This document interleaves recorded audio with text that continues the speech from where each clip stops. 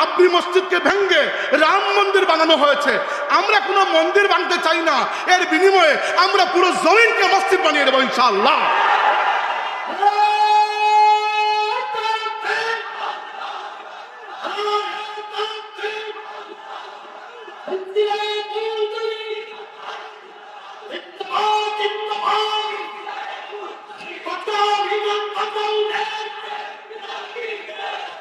আজকে তারা চায় বাংলাদেশের মুসলমানদের মুসলমানিত্বকে কেড়ে নিতে, অথচ তারা জানে না আমার নবী সাল্লাল্লাহু আলাইহি ওয়াসাল্লাম বলেছেন, লা ইয়াবকা আলা যাহরিল আরদি বাইতু মাদারিন ওয়ালা ওয়াবারিন ইল্লা আদখালাহুল্লাহু কালিমাতাল ইসলাম।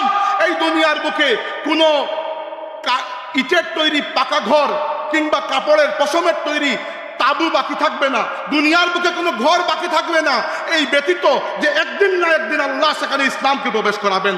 আল্লাহর রাসূল বলেছেন, লা ইয়াবলুগান্না হাযাল আমর মা বালাগাল লাইলু ওয়ান